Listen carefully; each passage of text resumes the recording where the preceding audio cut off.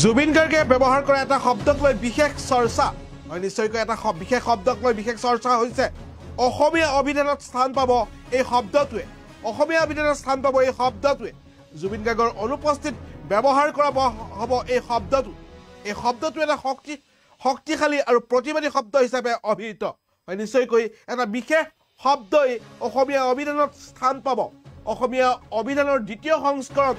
এই শব্দটো স্থান পাব জুবিন গাৰ্গে ব্যৱহাৰ কৰা এটা শব্দক লৈ বিশেষ চৰ্চা এটা শব্দ তেওঁ যথেষ্ট পৰিমাণে ব্যৱহাৰ কৰিছিলে আৰু তাৰ পাছতে এতিয়া স্থান পাব এই শব্দটোৱে অসমীয়া অভিধানত স্থান পাব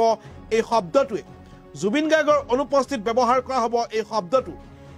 উল্লেখ কৰিব লাগিব যে এই শব্দটো এটা শক্তিশালী আৰু প্ৰতিবাদী শব্দ হিচাপে অভিহিত কৰা হ'ব এটা বিশেষ শব্দই স্থান পাব এবাৰ অসমীয়া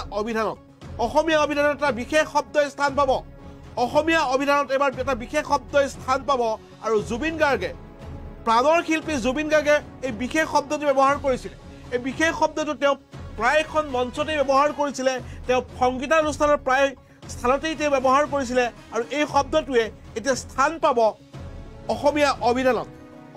অভিধানৰ 2010 সংস্কৰণত এই শব্দটোৱে ব্যৱহাৰ পাব এই শব্দটো ব্যৱহাৰ কৰা হ'ব এই বিশেষ শব্দ ব্যৱহাৰ কৰা হ'ব আৰু জুবিন গাৰ্গে এই শব্দটো বিশেষভাৱে ব্যৱহাৰ কৰিছিলে জুবিন গাৰ্গৰ মুখে মুখে শুনা গৈছিলে তেওঁ প্ৰতিটো বিহু মঞ্চৰ পাছতে শুনা গৈছে আনকি যি সময়ত আলফা সাজিনে বিহু মঞ্চত হিন্দী গীত পৰিৱেশনৰ পৰা বাধা কৰিছিলে তেতিয়াও এই শব্দটো তেওঁ ব্যৱহাৰ কৰিছিলে এই বিশেষ শব্দ এটা বিশেষ শব্দ এবাৰ অসমীয়া অভিধানত স্থান পাব বুলি উল্লেখ কৰিছে সংবিধান প্ৰণেতা ডক্টৰ দেৱব্ৰত শৰ্মাই এই মন্তব্য আগবঢ়াইছে এটা বিশেষ শব্দ স্থান পাব অসমীয়া অভিধানত জুবিন গাৰ্গে এই শব্দটো ব্যৱহাৰ কৰিছিলে অৱশেষত জুবিন অনুৰাগীৰ প্ৰতি লক্ষ্য ৰাখি এই বিশেষ শব্দটো অসমীয়া অভিধানত স্থান পাব এই শব্দটোৰ অৰ্থ এটা শক্তিশালী শব্দ বুলি উল্লেখ কৰে আনহাতে এই শব্দটো কাকো খাতিৰ নকৰোঁ বা কাৰো তলত নাথাকোঁ তেনেকুৱা ধৰণৰ অৰ্থ প্ৰকাশ কৰা হৈছে বুলি উল্লেখ কৰা হৈছে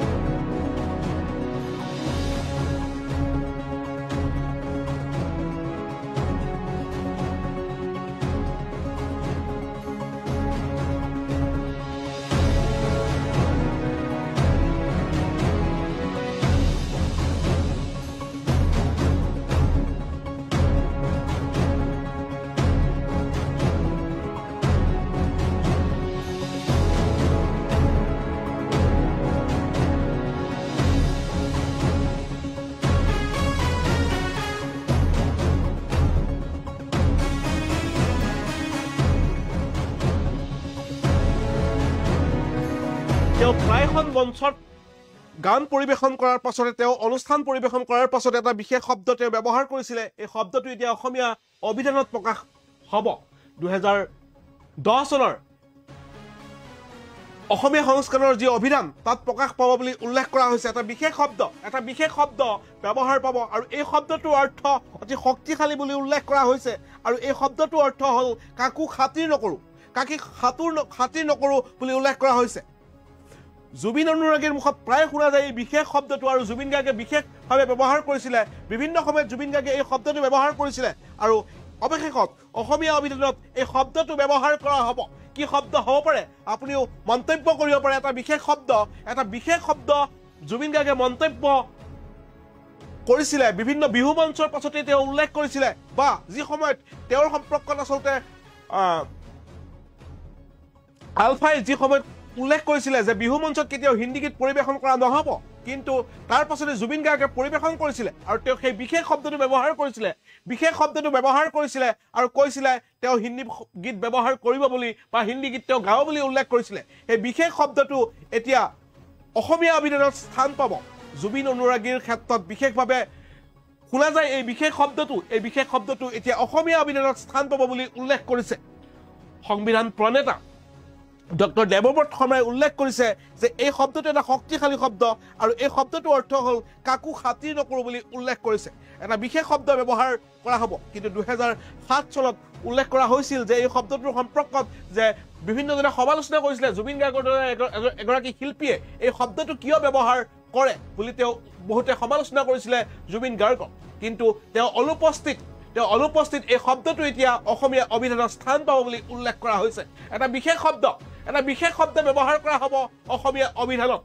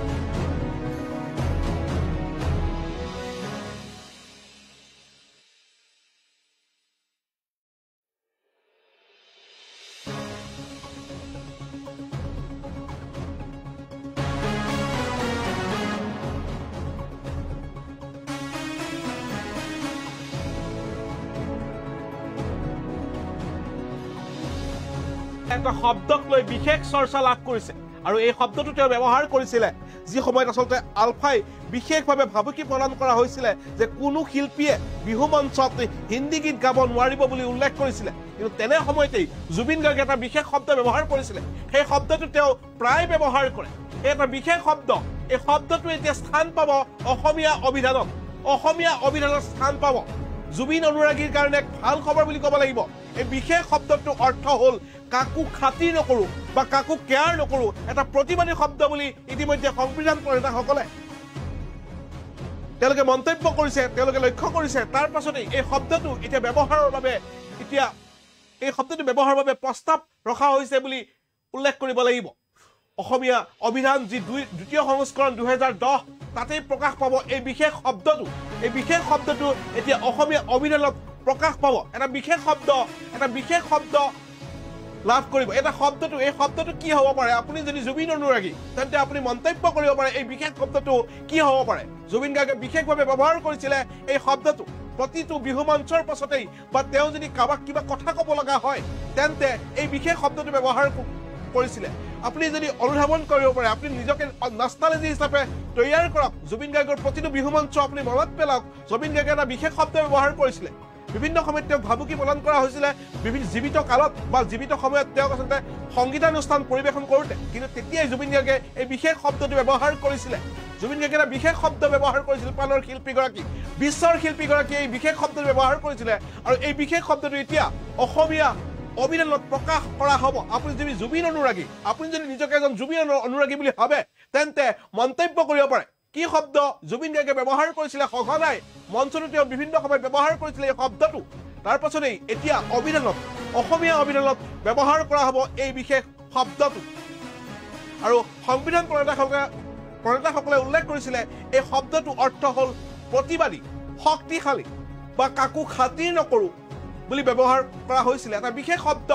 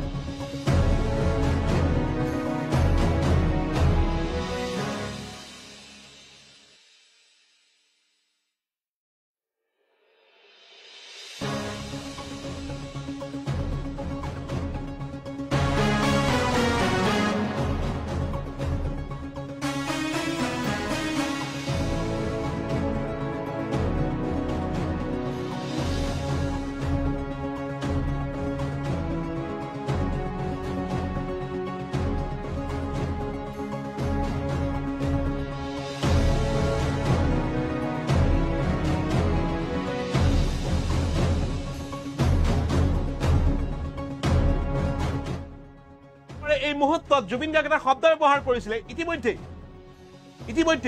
দুটাকৈ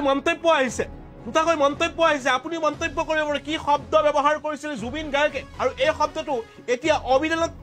স্থান পাব অসমীয়া অভিধানত এই শব্দটো স্থান পাব বাবুল বৰদলৈয়ে মন্তব্য কৰিছে এই মুহূৰ্তত তেওঁ এটা বিশেষ শব্দ লিখিছে এই মুহূৰ্তত ঠিক তেনেদৰে হেমন্ত বিকাশ ডেকায়ো এটা শব্দ লিখিছে এটা কমেন্ট আহিছে এই মুহূৰ্তত আৰু এই শব্দটোৱে ব্যৱহাৰ কৰা হ'ব নেকি আপুনিও মন্তব্য কৰিব পাৰে কি শব্দ ব্যৱহাৰ কৰিছিলে জুবিন গাৰ্গে আৰু এই শব্দটো এতিয়া অসমীয়া অভিধানত প্ৰকাশ কৰা হ'ব যি দ্বিতীয় সংস্কৰণ অসমীয়া অভিধানৰ 2010 যি দ্বিতীয় সংস্কৰণ তাত এই শব্দটো ব্যৱহাৰ কৰা হ'ব বুলি উল্লেখ কৰিছে এই শব্দটো স্থান পাব জুবিন অনুৰাগীৰ বাবে ভাল এটা সুখবৰ বুলি ক'ব লাগিব আৰু ইতিমধ্যে সংবিধান প্ৰণেতা ডক্টৰ দেৱব্ৰত শৰ্মাই উল্লেখ কৰিছে যে দ্বিতীয় সংস্কৰণ 2010ত এই শব্দটো ব্যৱহাৰ কৰা হ'ব এই শব্দটো এটা শক্তিশালী শব্দ বুলি উল্লেখ কৰিছে এই শব্দটো এটা শক্তিশালী শব্দ এই শব্দটো হ'ল কাকো খাতিৰ নকৰো প্ৰতিবাদ কৰা বুলি কোৱা হৈছে এই শব্দটোৰ অৰ্থ এটা বিশেষ শব্দ জুবিন গাৰ্গে ব্যৱহাৰ কৰা হৈছিল তেওঁ নিষিদ্ধ ঘোষিত সংগঠন আলফাকো এই সম্পৰ্কত তেওঁ এই শব্দটোৱে ব্যৱহাৰ কৰিছিলে যি সময়ত আচলতে হিন্দী গীত পৰিৱেশন কৰিব নোৱাৰিব বুলি মঞ্চত উল্লেখ কৰিছিলে আলফাই তেতিয়া তেওঁ এই শব্দটো ব্যৱহাৰ কৰিছিলে আৰু কৈছিলে যে তেওঁ হিন্দী গীত গাবই আৰু জুবিন গাৰ্গে এনে এজন শিল্পী যিজনে আচলতে আলফাৰ সেই ভাবুকিৰ পাছতো তেওঁ কোনো কালেই পাছলৈ চোৱা নাছিল আৰু গাই গৈছিল হিন্দী গীত পৰিৱেশন কৰিছিলে বিহু মঞ্চতো পৰিৱেশন কৰিছিলে হিন্দী গীত সেইকাৰণে কেৱল আচলতে সাহসী এজন জনশিল্পী বুলি ক'ব পাৰি জুবিন গাৰ্গক আৰু এটা বিশেষ শব্দ ব্যৱহাৰ কৰা হৈছিলে অৱশেষত সেই শব্দটো অসমীয়া অভিধানত প্ৰকাশ কৰা হ'ব অসমীয়া অভিধানত স্থান পাব ইতিমধ্যেই ডাক ব্যৱস্থাত তেওঁৰ বিশেষ ফটো লগোৱা দেখা গৈছে ডাক বিভাগেও তেওঁৰ প্ৰতি সন্মান যচা দেখা গৈছে আৰু বিভিন্ন স্থানত জুবিন গাৰ্গৰ সম্পৰ্কত তেওঁৰ নাম দি বিভিন্ন পথৰ নাম কৰা হৈছে তাৰ পাছতে এতিয়া এই বিশেষ শব্দটো স্থান পাব অসমীয়া অভিধানত স্থান পাব এই বিশেষ শব্দটোৱে আৰু ইতিমধ্যে সংবিধান যিসকল প্ৰণেতা আছে তেওঁলোকে উল্লেখ কৰিছিলে এই শব্দটো এটা শক্তিশালী শব্দ এই শব্দটো এটা প্ৰতিবাদী শব্দ এই শব্দটো ব্যৱহাৰ কৰা হৈছে আৰু এই শব্দটো পৰৱৰ্তী সময়ত ৰৈ যাব বুলি উল্লেখ কৰিছে